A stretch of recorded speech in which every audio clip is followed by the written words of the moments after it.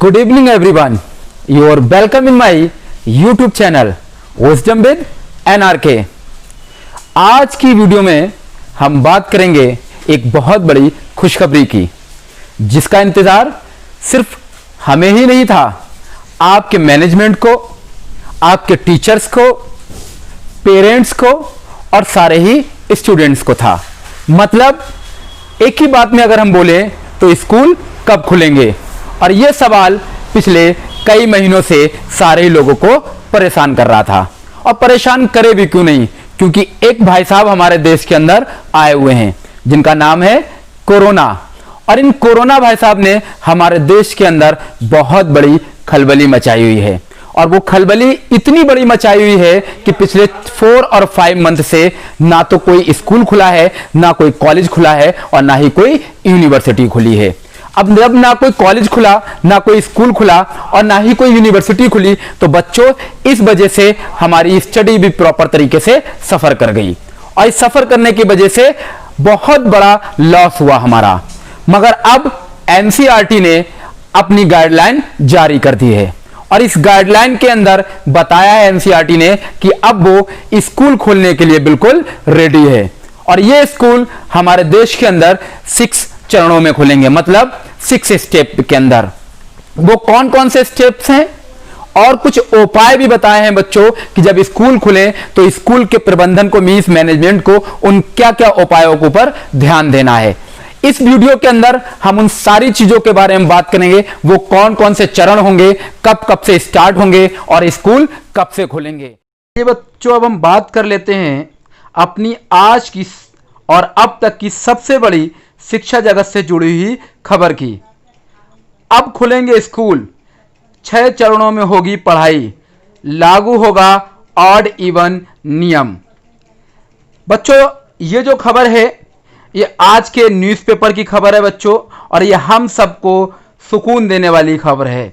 देखते हैं बच्चों इस खबर में क्या क्या लिखा गया है और हमारे लिए कौन कौन से और किस किस तरीके से बच्चों स्कूल खुलने वाले हैं। खुशखबरी है, जल्द ही स्कूल वापस खुलेंगे। इसको लेकर एनसीईआरटी ने गाइडलाइंस जारी की है। कोरोना महामारी के बीच स्कूलों को दोबारा खोलने की दिशा में बड़ा कदम उठाया गया है।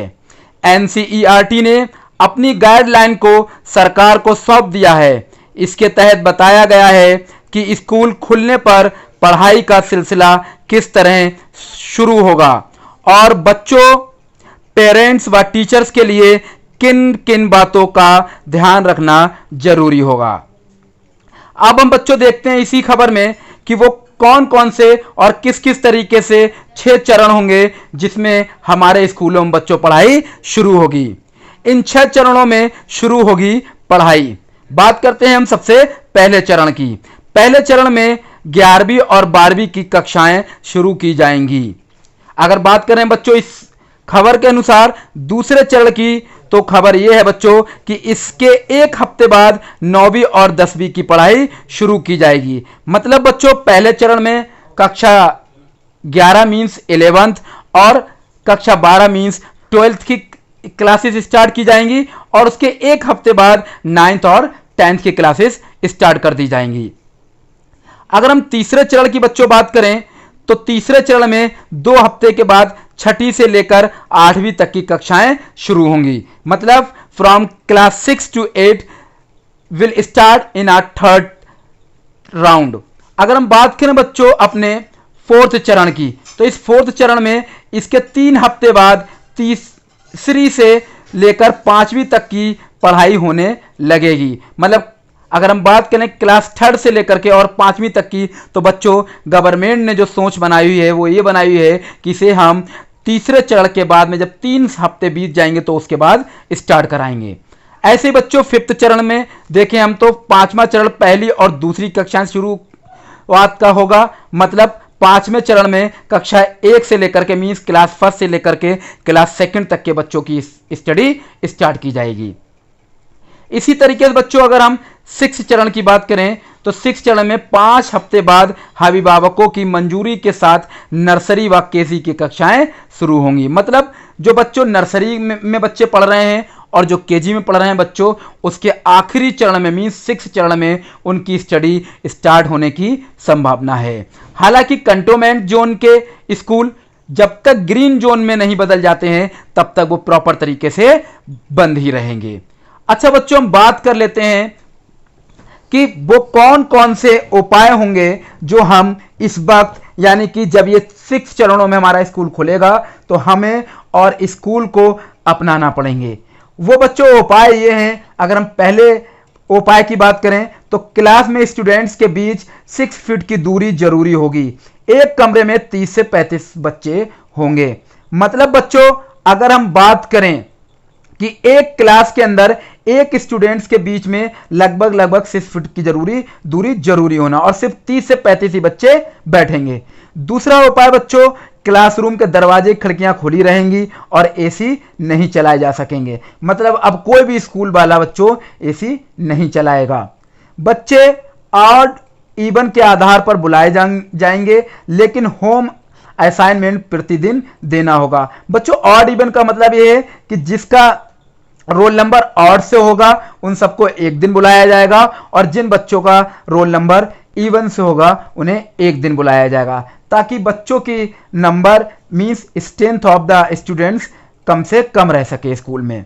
बच्चे सीट ना बदलें, इसके लिए डेस्क पर नाम लिखा होगा, रोज वहीं बैठना होगा। मतलब स्कूल की तरफ से आपकी सीट पर, आपकी डेस्क पर नाम लिख दिया जाएगा, ताकि एवरीडे आप अपनी ही सीट पर आकर के बैठें। कक्षाएं शुरू होने के बाद हर 15 दिन में बच्चों की प्रोग्रेस को लेकर पेरेंट्स से बात करनी होगी। बच्चों ये तीसरा उपाय होगा जो स्कूल को अपनाना है। चौथा उपाय बच्चों ये है नेक्स्ट, कमरे रोजाना सैनिटाइज हो, ये सुनिश्चित करना प्रबंध का काम होगा। मॉर्निंग असेंबली और एनुअल फंक्शन जैसा कोई आयोजन नहीं होगा। मतलब बच्चों अब ना तो सुबह की असेंबली होगी मीन्स प्रार्थना होगी, और ना ही कोई एनुअल फंक्शन या किसी तरीके का और फंक्शन अब स्कूल में ऑर्गेनाइज होगा। नेक्स्ट उपाय बच्चों ये है, स्कूल में प्रवेश से पहले छात्रों और स्टाफ की स्क्रीनिंग होगी। स्कूल के बाहर खाने पीने के स्टॉल नहीं लगाए जाएंगे। जब भी आपकी एंट्री होगी तो स्कूल की तरफ से आपकी एवरीडे स्क्रीनिंग कराई जाएगी, और स्क्रीनिंग के बाद आपको अंदर लिया जाएगा। नेक्स्ट, बच्चों के लिए कॉपी, पेन, पेंसिल या खाना शेयर करने की मनाही होगी। बच्चों को अपना पानी साथ लाना होगा। मतलब बच्चों अब आपको ध्यान रखना है कि स्कूल के अंदर ना तो किसी से कॉपी शेयर करना है, ना पेन, ना पेंसिल, और ना ही किसी के साथ खाने को शेयर करना, और अपनी बॉटल भी लेकर के जाना है। तो बच्चों ये थी आज की हमारी बहुत बड़ी खबर, और इस सूचना के हिसाब से और इस खबर के हिसाब से बच्चों जल्द ही हमारे स्कूल ओपन हो जाएंगे।